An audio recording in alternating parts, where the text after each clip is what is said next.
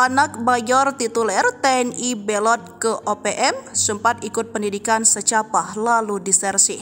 Seorang anak mayor kehormatan TNI karena jasanya terhadap negara malah membelot ke OPM. Sang anak yang juga berpangkat perwira ini disersi dari Kesatuan Kostrad dan bergabung memimpin OPM. Anak mayor tituler TNI ini diketahui bernama Syed Javed Rum Korem, kelahiran Biak tahun 1933. Ia putra dari Lukas Rum Korem, pendiri Partai Indonesia Merdeka. Ketika usianya 29 tahun, ia meninggalkan pekerjaan sebagai petugas pembukuan di maskapai penerbangan Belanda, KPM, dan masuk TNI pada 1962.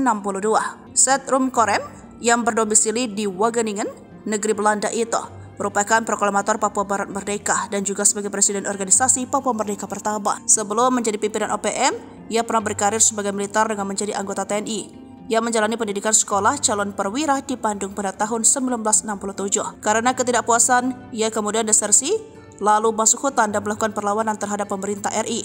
Pada akhir 1970-an, ia diangkat sebagai pimpinan tertinggi OPM. Ayahnya adalah seorang yang ikut memperjuangkan Irian Barat menjadi bagian dari Indonesia dan pernah berhubungan langsung dengan Soekarno, Presiden RI sebagai anggota Dewan Pertimbangan Agung.